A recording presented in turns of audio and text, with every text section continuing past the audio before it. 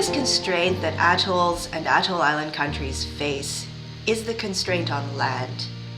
Imagine an island that is 200 meters wide and 2 meters above sea level. Where can people safely live on islands like these, even in our current context, but also under the context of rising sea levels and increasing impacts of climate change? Rising sea levels, increasing flooding, increasing salinization of groundwater supply, and limited habitability into the future are an existential threat for these types of countries and these types of islands.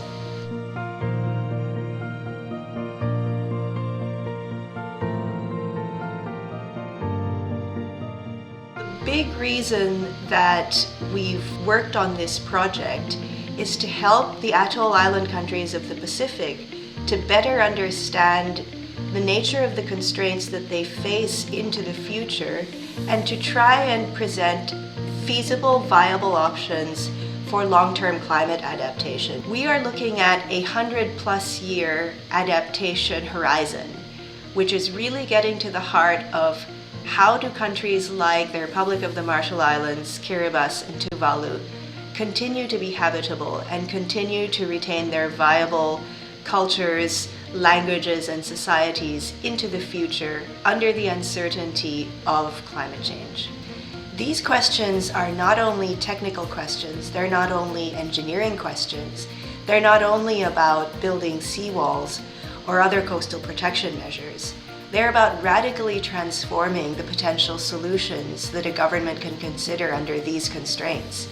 These might include things like raising land, or even reclaiming so that certain small atolls can become larger and can accommodate population growth. These can be about consolidation and movement of population. The objective of this project was really to think beyond the traditional investments that the bank makes and think beyond the traditional adaptation measures that countries can take, because the crises that atoll island countries face are beyond those that we typically work on, and this needs a better understanding.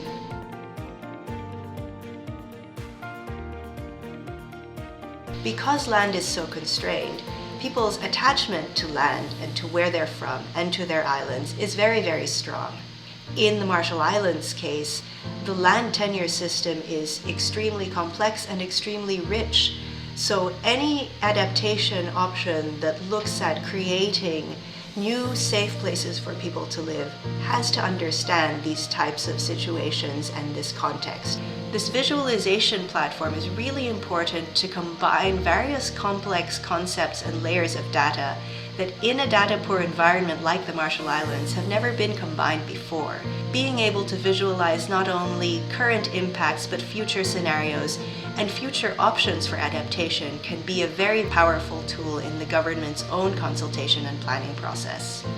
The atoll country context may seem very specific, but even though there are only 4 countries in the world that are composed entirely of atolls, many coastal states and small island developing states do have a large proportion of their islands that are atolls themselves. And the Marshall Islands really concentrates all of the needs and all of the vulnerabilities that we see in many of our other countries. If we're able to have an understanding in the Marshall Islands, Kiribati, and Tuvalu, then we might be able to start having a better understanding in many of the other countries in the world that face some of these same pressures.